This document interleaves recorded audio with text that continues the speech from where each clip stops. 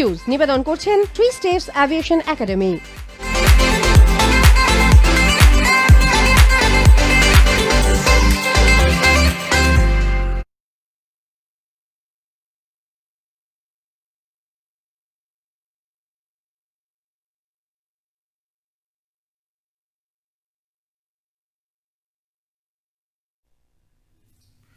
নমস্কার, আরোহী নিউজে আপনাদের স্বাগত। আপনাদের সঙ্গে রয়েছি আমি ঋষিকেশ। আমাদের বিশেষ অনুষ্ঠান ইতিমধ্যেই আপনারা নিশ্চয়ই জেনে গিয়েছেন। কেন্দ্রের কোপে ব্যাংক, একটা জিজ্ঞাসা চিহ্ন রয়েছে। কারণ বলছি আমরা কি কারণে কথা বলতে চাইছি বা এই প্রশ্ন উঠছে, কারণ আমরা দেখেছি যে একাধিক সংস্কারের পথে হাঁটতে চলেছে ব্যাংকিং সেক্টরগুলিতে কেন্দ্রীয় সরকার, এবং তাদের বক্তব্য যে 4টি ব্যাংক কেন্দ্রের হাতে থাকবে: SBI, Punjab national bank, bank of Baroda এবং কানাডা ব্যাংক। এরই পাশাপাশি এসবিআই তাদের ভিআরএস প্রকল্পর কথাও ঘোষণা করে দিয়েছে। স্বেচ্ছা অবসর নিতে পারবেন কর্মীরা, এবং সেক্ষেত্রে কিছু ক্রাইটেরিয়া আছে। ফলত আমরা দেখেছি যে বছরের শুরুতেই 10টি ব্যাংককে মার্জ করা হয়েছিল, 4টি ব্যাংকে পরিণত করা হয়েছিল। তারপর একাধিক সংস্করণ করা হচ্ছে।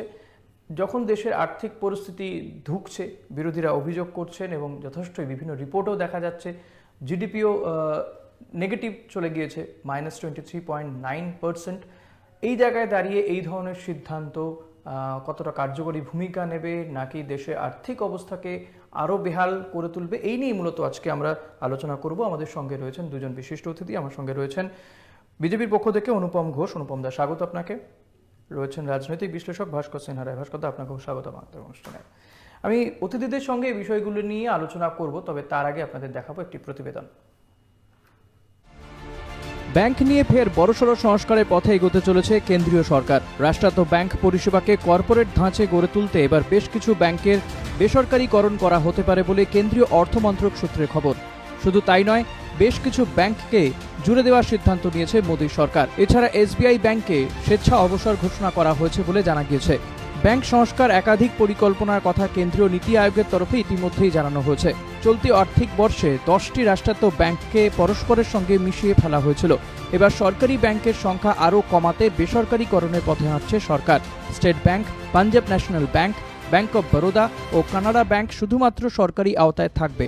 বাকি ব্যাংকগুলি সরাসরি বেসরকারি করে দেওয়া হবে বলে সিদ্ধান্ত নেওয়া হয়েছে। আইডিবিআই আগেই বেসরকারীকরণের সিদ্ধান্ত নিয়েছিল কেন্দ্র। সব মিলিয়ে ব্যাংকিং সেক্টরে 26% শেয়ার বিক্রি করতে চলেছে কেন্দ্রীয় সরকার। ব্যাংকিং সংস্কারের অন্যতম প্রধান পরিকল্পনা হবে স্বেচ্ছা অবসর প্রকল্প। স্টেট ব্যাংক ইতিমধ্যেই second innings tab voluntary retirement scheme ঘোষণা করেছে। প্রতি বছর ডিসেম্বর মাস থেকে এই প্রকল্প 3 মাসের জন্য চালু থাকবে। এই স্বেচ্ছা অবসর প্রকল্পে আগ্রহীরা আবেদন করবেন।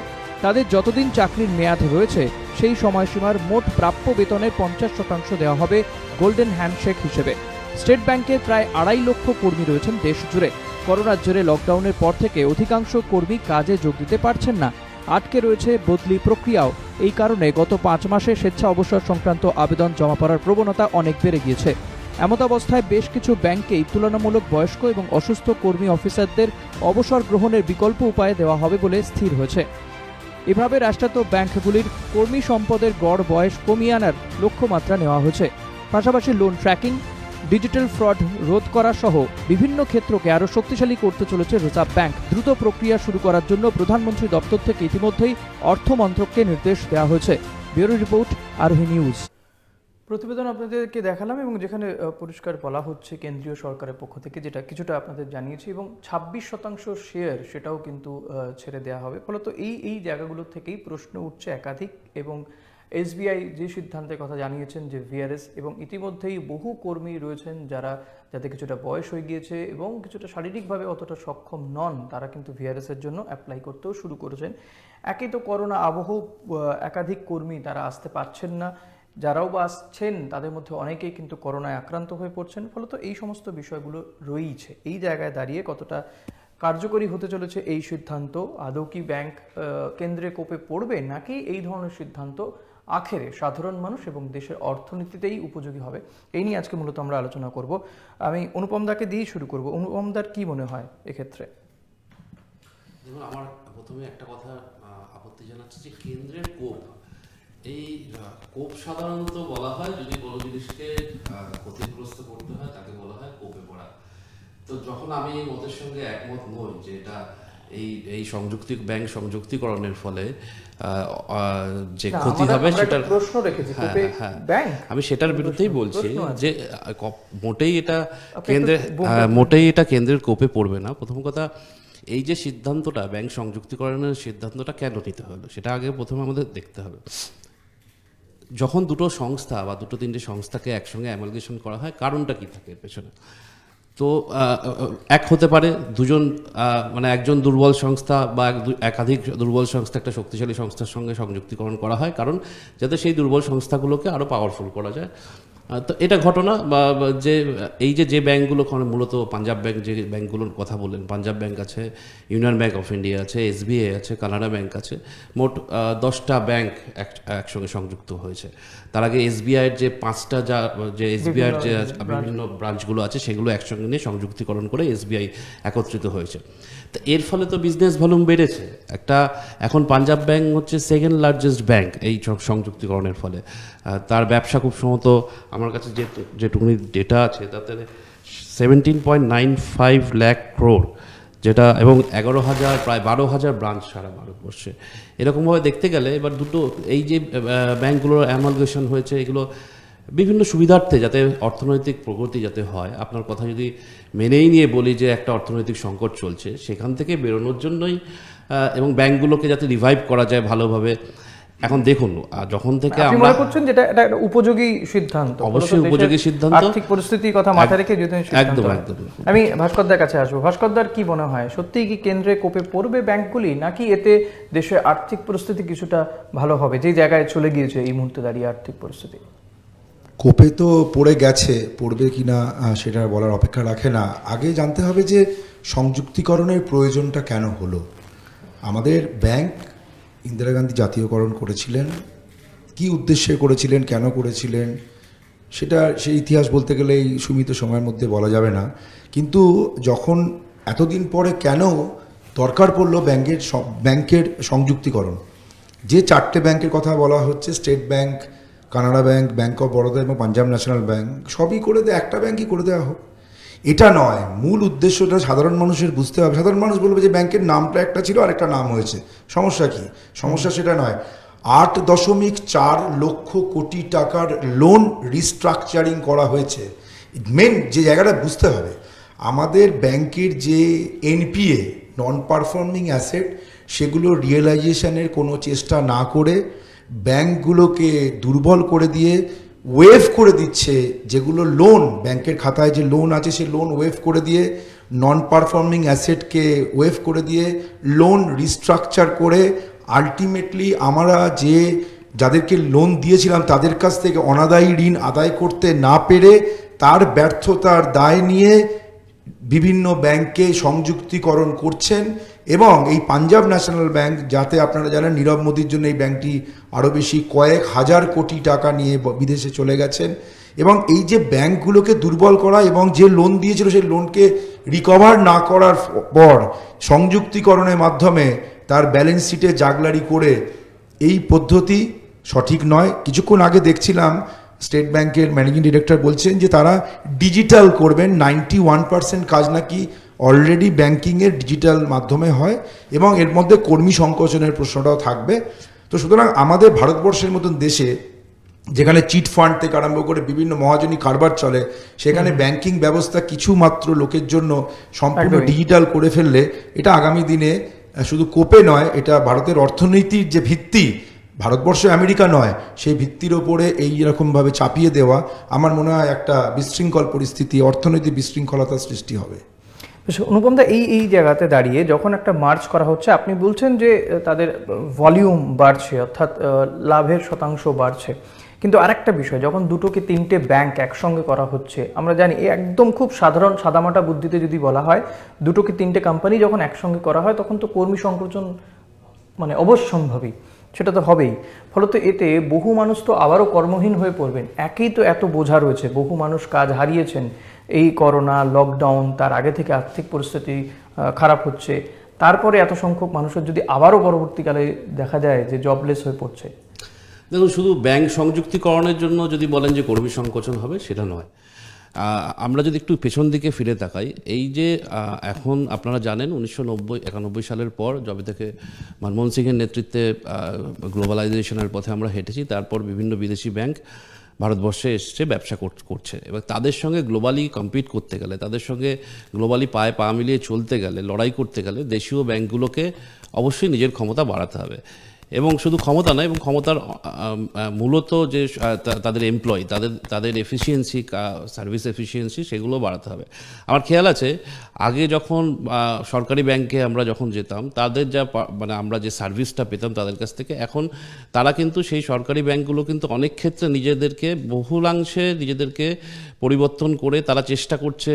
আগে যেমনি একটা সময় ছিল সে 10টা সাড়ে 10টায় আসা এবং 4টে সাড়ে 4টের মধ্যে বেরিয়ে যাওয়া, এরকম মানে আপনারও অভিজ্ঞতা নিশ্চয়ই আছে, আমরা এখানে যারা আছি সবারই অভিজ্ঞতা আছে।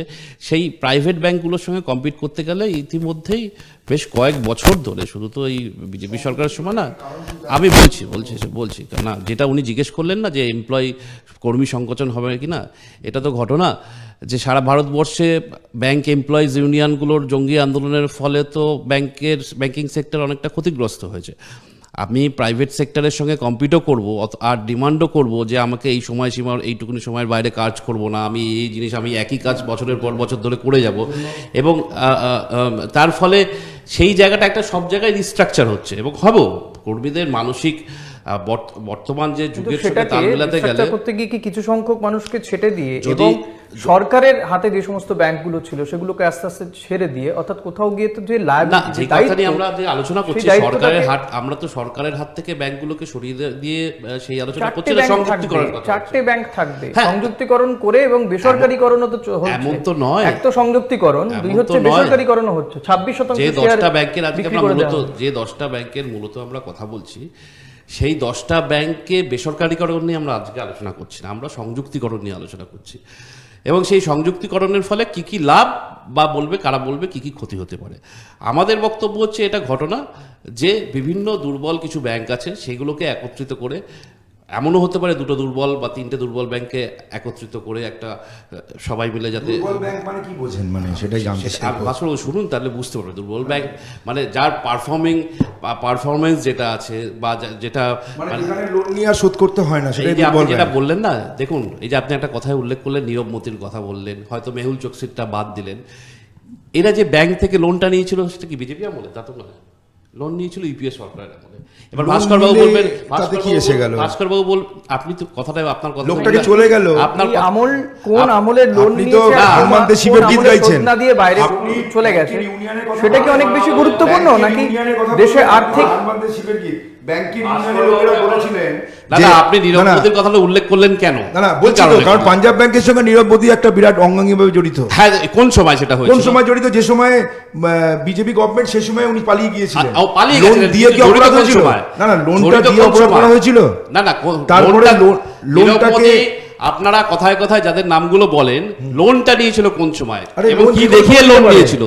আপনি লোন দেওয়াটাতে সমস্যা নয়। রাজনৈতিক দিকে চলে যাচ্ছি তো আমরা। এক ছোট আগের দিন আমাদের বিজেপি পক্ষ থেকে বলা হয়েছে, এই যে মেহুল চোকসির নাম অনেকে বারবার বলে, দেখা তো গেছে যে মেহুল চোকসির যে কোম্পানি থেকে রাজীব গান্ধী ফাউন্ডেশনকে চাঁদা দেওয়া হচ্ছে 10 লক্ষ টাকা, সেদিকে দেখা গেছে। তাতে কি এসে গেল? তাতে কি এসে গেল? মানে আপনারা মেহুল চোকসিকে গালাগালিও দেবেন, আর আপনার সহযোগী দল তার থেকে অনুদানও নেবেন, সেটা তো একসঙ্গে চলতে পারে। তাহলে একটা কাজ করুন, এই রাজনৈতিক জায়গায় better.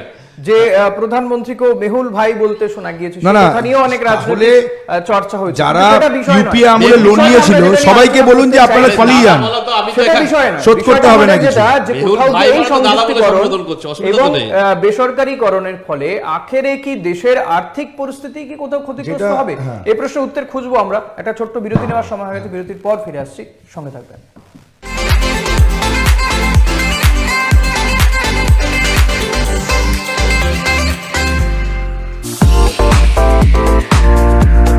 Wanna fly? Step towards 3 steps. Where we are different. World-class infrastructure, experienced faculties, hygienic atmosphere. We take all necessary precautions against COVID-19. Meet the aviation professionals and build your dream career. with 3 States Aviation.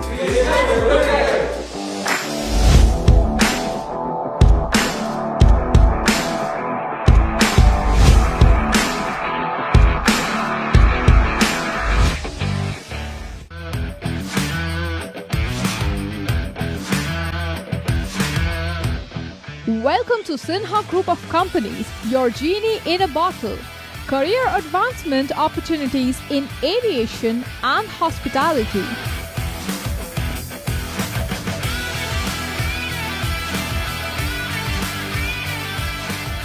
Organic farming, the evolving science of India's healthy future.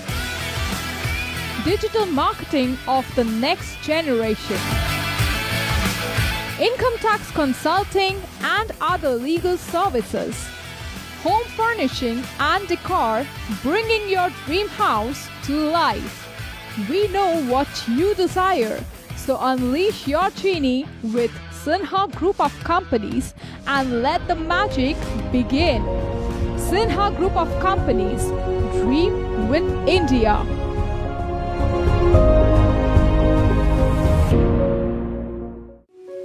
এক ডাকেই যাকে পাই, আরোহী foundation একেবারেই তাই। 8 থেকে 80-র জন্য এক ডাকে সাড়া দেয় আরোহী ফাউন্ডেশন। দুস্থ মানুষের পাশে দাঁড়ানোর জন্য অঙ্গীকারবদ্ধ আরোহী ফাউন্ডেশন। ছাত্রছাত্রীদের সফল ভবিষ্যতের জন্যই নিবেদিত আরোহী ফাউন্ডেশন। আরোহী foundation, solution for every need. Your bazaar, our bazaar. Welcome to onestopbazaar.com, where you can get all your necessary stuff starting from souvenir to t-shirts, shoes and many more handmade antique stuffs are available just under one roof.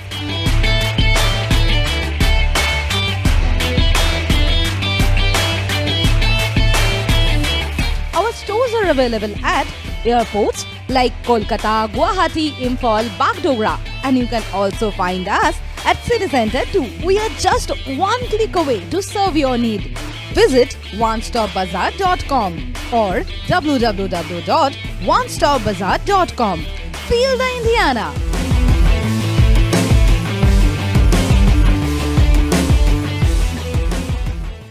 Orin Media and Entertainment, the future of digital news and entertainment world. With evolving trends and rising popularity of the online market, our unique production will tick all the boxes in your playlist. We bring you binge-worthy videos that will blow your mind away. Something you just can't miss. Orin Media and Entertainment. Keep binging.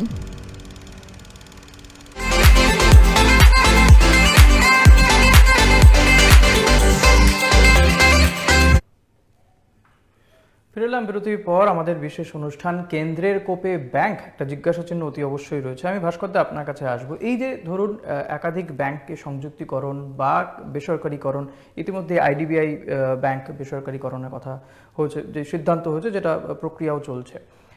এর ফলে কি আবারও নিঃসন্দেহে যে গ্রামে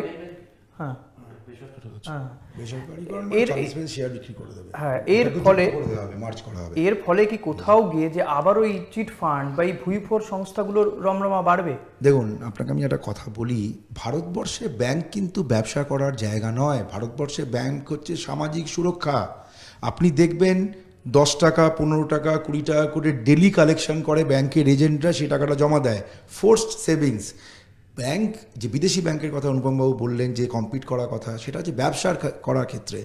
আমাদের এখানে এমন এমন গ্রামে ব্যাংক আছে, সেই ব্যাংকের মানে চালনা করে কিন্তু লাভ হয় না, কিন্তু সেইখানের মানুষের সামাজিক সুরক্ষা, চাল বিক্রি করা, ধান বিক্রি করা, টাকাটা রাখা। এখানে ভারতবর্ষকে কিন্তু আমেরিকা বলে গুলিয়ে ফেললে চলবে না। ভারতবর্ষের ব্যাংকিং সিস্টেম, আপনার বাড়িতে যে কাজ করতে আসে বা একটি খুব কম টাকায় যে সবজি বিক্রি করে, তার মানে কি শুধুই কি সামাজিক সুরক্ষা নাকি শুধুই কি সামাজিক সুরক্ষার কথাটা যখন এই 4টে ব্যাংকে মার্জ করে আসবে, সেখানে কিন্তু ব্রাঞ্চ কমে যাবে।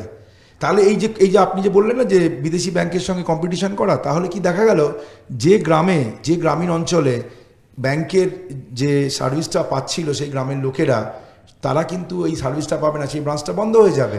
আচ্ছা, সেই গ্রামে ভাস্করদা আরেকটা আরেকটা কথা, বিষয় বোধহয় ব্যাংক অনুপম দা, এই এমপ্লয়িজ জায়গাতে অ্যাসোসিয়েশন থেকে আরম্ভ করে যখনই বিভিন্ন সংস্থা, বেসরকারি ব্যাংক হয়ে যাবে, তারা আমি বলেছিল, আপনি যখন একটা সেভিংস অ্যাকাউন্ট খুলতে যাব তখন Minimum কিন্তু balance। আমাদের ডিপোজিট অ্যামাউন্ট যেটা রাখতে হবে সেটা কিন্তু হিউজ, এবং সেটা একজন চাষির ক্ষেত্রে বা ও একটু গ্রামের যদি যায়, তাদের যা আয় সেই অনুযায়ী তারা কিন্তু সেই ডিপোজিটটা রাখতে পারেন না সেভিংস অ্যাকাউন্টে। দেখুন, ফলে তো এর সুযোগে কোথাও গিয়ে কি আবারও এই Chit fund সারদা, এর রোজ ভ্যালি, সঞ্চয়িতার মতন এই ধরনের সংস্থাগুলো দেখুন, আবারও গজিয়ে মহাজনী উঠবে। কারবার যে- বাড়বে। যে কটা সংস্থার বা যে চিটফান্ডগুলোর নাম বললেন, সেই চিটফান্ডগুলো যাতে না চলে, যেগুলো বন্ধ কয়েকটাই হয়, বললাম, তার জন্য আরো তো এই ছিল, অনেকগুলোই আমি ছিল। সেই পয়েন্টেই আসছি। আগামী দিনে যাতে এই সংস্থাগুলো ভুইফোর সংস্থা, তা আপনাদের কথা, এবং মানুষের টাকা মানে নয়ছয় করার যে সংস্থাগুলো, সেই সংস্থাগুলো কবে তৈরি হয়েছে, কোথায় ব্যবসা করেছে, কাদের থেকে নিয়েছে, কোন সময় নিয়েছে, এগুলো সব আমি জানি। সারদা বা এই থেকে আমাদের অভিজ্ঞতা আছে, এবং আমরা যারা এই সরকার, কেন্দ্রীয় সরকার এসে সবার প্রথমে এই সংস্থাগুলোর বিরুদ্ধে ব্যবস্থা নেওয়ার চেষ্টা করেছে এবং করছে। আজকে আর দেখবেন না মানুষকে, দীর্ঘদিন ধরে তো ব্যবস্থা এবং চলছে, না, এখনো এটা কোনো- দীর্ঘদিন- এখনো মামলা গোটানো গেল না, না। না, এবং আপনি শুধু তো আমি এই কথা ঋষিকেশ বললাম, বাবু, আমরা যদি ঋষিকেশ গোটা বাবু, দেশের নিরিখে দেখি, আপনি দেখেছেন যে সাহারার মতন সবটাই কোম্পানি সবটাই দেখেছি। সাহারার মতন কোম্পানি দেখেছেন, এই যে এবং যা- তারা যে কটা ভারতীয় সংস্থা- ক্রিকেট দলের ব্র্যান্ড অ্যাম্বাসেডর ছিল, এবং ভারতীয় ক্রিকেট দলের আপনি- তারা মানে সেটা বিনিয়োগ বিজেপির করেছে দোষ। দীর্ঘদিন ধরে। সেটা বিজেপি নেতৃত্বাধীন কংগ্রেস, বিজেপির সময়কালে আমি বলছি, বিজেপি তাই তো? কংগ্রেসের কথা শুধু বলছি না, বিজেপির সিদ্ধান্তটা, সময়কালে কেন, আমি তো আমি তো বলছি বিজেপির এমন তো আমি নয়, সেইভাবে তো তারা বলবো। এইটা শুধু বিজেপি এলে আপনি- বিজেপির সময়কালে কাজটা যে ধরা হবে। সিদ্ধান্তটা নেওয়া দেশের হচ্ছে, কাজ তো, এটা তো আপনারা যখন যেটা ভালো তখন বলবেন যে এটা বিজেপির আমলে হয়েছে, যখন যেটাই দেখবেন যে একটু অন্যরকম হচ্ছে তখন বলবেন দায় এড়াবে। একটা এটা জিনিস তো করলে হবে না। আচ্ছা, আমরা বোধহয় একই লাইনে কথা বলছি, কিন্তু হয় নয় কেউ কারোর কথা বুঝতে পারছি না। আপনি যে কথাটা বললেন সাহারা বা যে চিটফান্ডগুলোর কথা বললেন, সেগুলো মানুষের পক্ষে ক্ষতিকারক, সবাই মানি আমরা, মানছি তো। সেই জায়গাগুলো যাতে বন্ধ হয়, তার জন্য ব্যাংকিং, এই প্রাইভেট ব্যাংক বলুন, প্রাইভেট ব্যাংককে আপনি অ্যালাউ করেছেন একটা সময়, তারা ব্যবসা করছে এখানে। সামাজিক সুরক্ষার কথা ভাস্করদা বললো, শুধু আচ্ছা গ্রামের যে গরিব গুরব মানুষটা টাকা জমা রাখে, সামাজিক সুরক্ষার কথা যেটা ভাস্করদা বললেন, সেই ব্যাংকটাও চলবে তো। ব্যাংকটা লাভ না করলে সেই ব্যাংকটা চলবে না, তাকেও তো চালাতে গেলে লাভ করতে হবে। এমন তো না যে দান খয়রাতি করে সে ব্যাংকটা শহরের ব্রাঞ্চ থেকে লাভ করে, গ্রামের ব্রাঞ্চ থেকে করে না। শুধুমাত্র লাভ যুক্তিটা করার জন্য ভাস্করদা, ব্যাংক থাকবে না। শহরের ব্যাংক লাভ করবে আর গ্রামের ব্যাংক শুধু সামাজিক সুরক্ষা দেবে, আমার মনে হয় না, গ্রামের কথা বলা হচ্ছে না। এই যুক্তিটা এই আছে যুক্তিটা ঠিক অনুপম বলছেন। দা, এই যুক্তিটা আছে বলেই মানে আমি শহরের এসবিআই মানুষ ব্যাংকের মানে- কথা বলছি। শহরের মানুষ মানে এই বড়লোক, যুক্তিটা আছে গ্রামের বলেই মানুষ মানে গরিব লোক, অনুপম এটা দা, বুঝতে পারে। এই যুক্তিটা আছে বলেই একজন শহরের ব্যক্তিকে এসবিআই ব্যাংকের যদি তার সেভিংস অ্যাকাউন্ট করতে হয়, Rural তাকে branch যেই বলে আলাদা ডিপোজিটটা ব্যাপারটা রাখতে আছে। হয়, হ্যাঁ, rural রুরাল যদি হয় তাকে হ্যাঁ, অবশ্যই। ডিপোজিটটা কিছুটা কম রাখতে হয়, সেটা কিন্তু এই যুক্তিটাকে মাথায় চার্জও রেখেই, কম। তাহলে তো আপনাদের যুক্তি এই যুক্তিটাকে মাথায় রেখেই, তাহলে তাহলে আপনি বলতে পারেন না যে শহরে লাভ করবে কি গ্রামে লাভ করবে না, শুধু সামাজিক সুরক্ষা দিয়ে যাবে।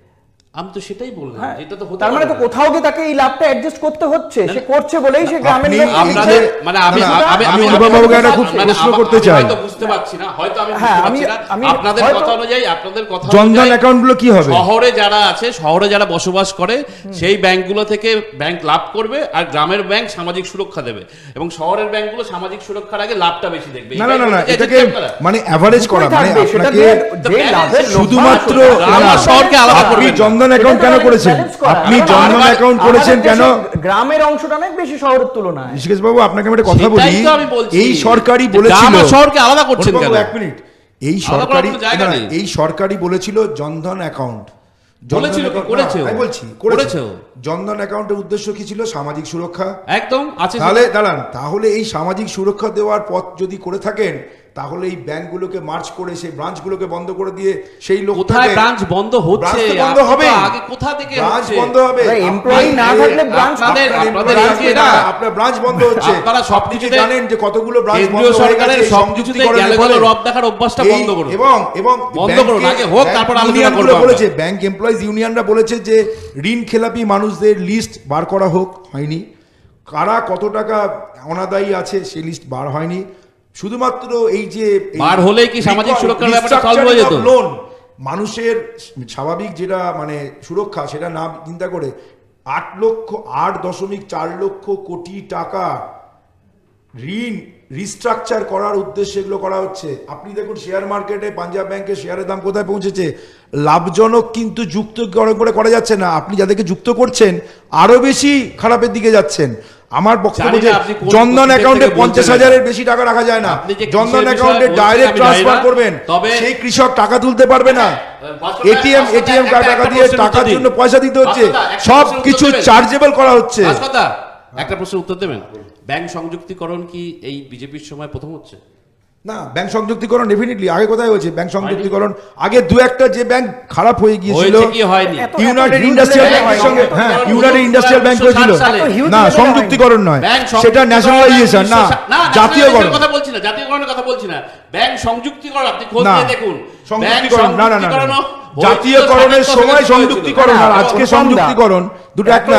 ব্যাংকে গুলো দিচ্ছে, এভাবে 10টি ব্যাংকে 4টে ব্যাংক, এই ব্যাংকের লোনগুলো কি হবে? লোনগুলো রিস্ট্রাকচার করে নিচ্ছে। শুধুমাত্র 4টি ব্যাংক থাকবে। আপনাকে আমি একটা ছোট্ট কথা বলি, ভবিষ্যতে দেখা যেতে পারে উঠে চারটে যাচ্ছে। জায়গায় একটা হতে পারে। বললাম কোনো শুনতে পারবো না, না, না, এক মিনিট, কিন্তু যে ব্যাংকটা এটা আপনি বন্ধ হয়ে বলছেন যে ভাস্করদা। এত লার্জ স্কেলে হয়, ঠিক, আমি একদম মানে আপনার সঙ্গে অসহমত পোষণ করছি না। এবার এখন লার্জ স্কেলে হচ্ছে, কিন্তু এর আগে আমার বক্তব্য ছিল এর আগেও হয়েছে। এবার আমি প্রেক্ষিতটা আলাদা ছিল। প্রেক্ষিত তো অবশ্যই 60-এর দশকে যে প্রেক্ষিত থাকবে 2020-তে এসে সেই প্রেক্ষিত থাকবে নাকি? তখন ছিল মানুষের আজকে সুরক্ষা, 1990 সালের পর আপনি বিশ্বের দরজা আজকে ব্যবসায়িকদের সুরক্ষা। ন্যাচারালি 1900 কে করেছিল? মনমোহন সিং করেছিল, নরসিংহ রাও করেছিল। এসে তুমি মার্কেট ওপেন করে দাও, আপনি কম্পিটিশন করতে যাচ্ছেন গ্লোবাল মার্কেটের সঙ্গে, আর বসে বসে এখানে সামাজিক সুরক্ষার না, না, না, সামাজিক সুরক্ষা কি? গ্লোবাল মার্কেটের সঙ্গে থাকতে গেলে সামাজিক সুরক্ষা নেই। আপনারা মার্কিন যুক্তরাষ্ট্রে সামাজিক সোশ্যাল সিকিউরিটি নেই। 30 কোটি মানুষের যে সামাজিক সুরক্ষা সেটাই তো বলছি। আমাদের এখানে আজকে জনধন অ্যাকাউন্ট জিরো ব্যালেন্সের অ্যাকাউন্ট, দুটো দিকে সরকারি ব্যাংকে যান, চেকের জন্য তারা কত দেয়? একটা চেক কাউন্সিল কত টাকা নেয়? একজন বলুন, অনুপম দা বলুন। একদম যেটা দেখতে হবে যে আমি যেটা বলছিলাম যে দুটো দিকেই ব্যালেন্স রাখতে হবে, আপনাকে সামাজিক সুরক্ষাও দিতে হবে এবং ব্যাংকগুলো যাতে মারা না করে সেরকম ব্যবস্থাও করতে হবে। এবং এই যে আমাদের বক্তব্য যেটা হচ্ছে যে এই ব্যাংক দেখা গেছে বিগত দিনে ব্যাংক সংযুক্তিকরণের ফলে ব্যাংকগুলি লাভবানই হয়েছে, ক্ষতি কোনোটা হয়নি।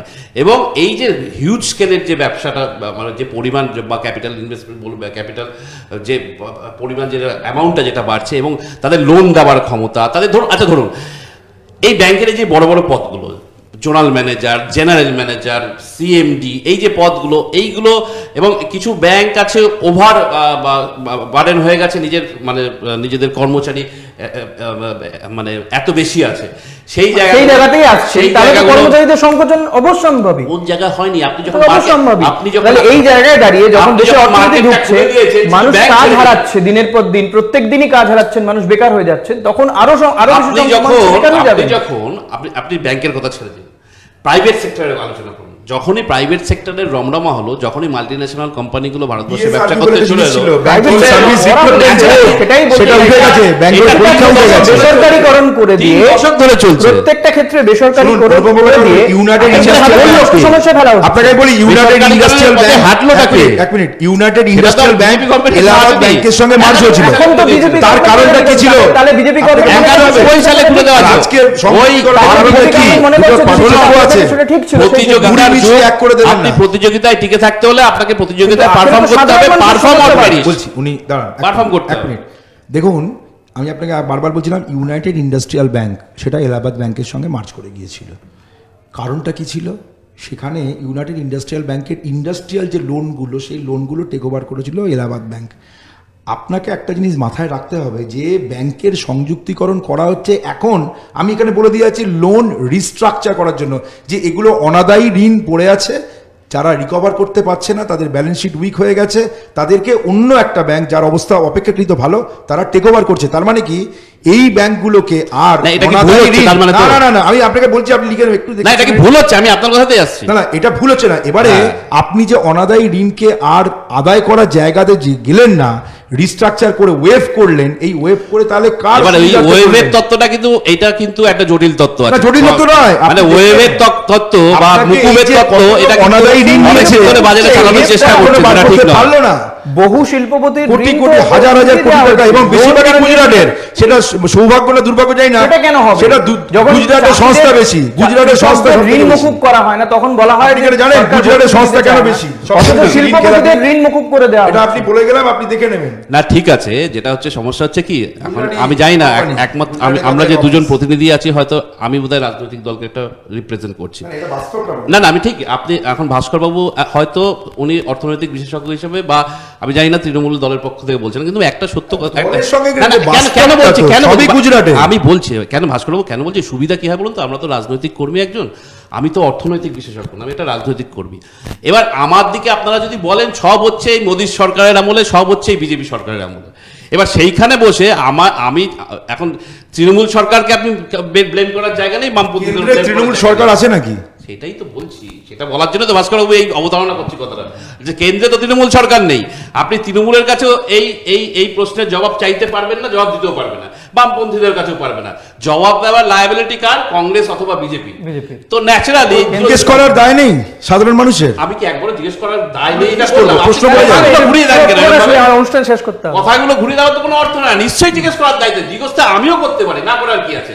কিন্তু আমার প্রশ্ন হচ্ছে যে কেন্দ্রীয় সরকার যে সিদ্ধান্তটা নিচ্ছে এবং যে গ্লোবাল মার্কেট, বারবার বলছি কম্পিটিশন মার্কেট, প্রতিযোগিতামূলক মার্কেট, শুধু ব্যাংক বলে না, প্রাইভেট সংস্থা, বিভিন্ন মাল্টিন্যাশনাল কোম্পানি ভারতবর্ষের প্রতিযোগিতার দৌড়ে ইঁদুর দৌড় দৌড়াচ্ছে, সেখানে ব্যাংকগুলোকে তাদের সঙ্গে পায়ে পা মিলিয়ে তাদের সঙ্গে একেবারে মানে হিন্দিতে যে কথা আছে কারি টাক্কর, সেই জায়গায় এগোতে হবে। কারি টাক্কর দিতে গেলে আপনি কিছু জানেন, মানুষের যদি জান দুদিন আগে যায় নিউ ইয়র্ক টাইমসে বেরিয়েছে, কিছু মানুষ যদি চায়নার এক্সপোর্ট এখনো কমেনি। সামাজিক সুরক্ষা তো দূরের কথা, নিঃসন্দেহে আমরা চাইবো যে সাধারণ মানুষের যাতে কোনো রকমের সমস্যা তৈরি না হয়। অনুপম দা, ভাস্কর দা, একাধিক প্রশ্ন তো রয়েছে, প্রশ্ন উত্তর খোঁজার চেষ্টা করলাম আমাদের এই অনুষ্ঠানের মাধ্যমে, অল্প সময় কিছু উত্তর পেলাম, কিছু উত্তর হয়তো সময় বলে দেবে। নিঃসন্দেহে ব্যাংকের এই সংযুক্তিকরণ, কিছু ব্যাংকের বেসরকারীকরণ করার ফলে কতটা আখেরে সাধারণ মানুষের লাভ হয় সেটা বোধহয় সময় বলবে, কারণ সময়ের উপরে আমাদেরকে এই বিষয়গুলো ছেড়ে দিতেই হবে। কারণ ব্যাংকের যে সমস্যাগুলো রয়ে গিয়েছে, কেন্দ্রীয় সরকার মনে করছে যে একাধিক ব্যাংককে সংযুক্তকরণ করলে বোধহয় ব্যাংকের এই সমস্যাগুলো থেকে রেহাই পাওয়া যাবে এবং মার্জ করলে ব্যাংক আরও লাভবান হবে, আখেরে দেশের অর্থনীতি বলবান হবে, এমনটাই কিন্তু কেন্দ্রীয় সরকারের ধারণা। কিন্তু সময় বলবে আখেরে লাভ কার, ক্ষতি বা কার। আপনাদের দুজনকে অসংখ্য ধন্যবাদ। ধন্যবাদ আপনাদেরকে। পরবর্তী খবর জানতে দেখতে থাকুন আরোহী নিউজ।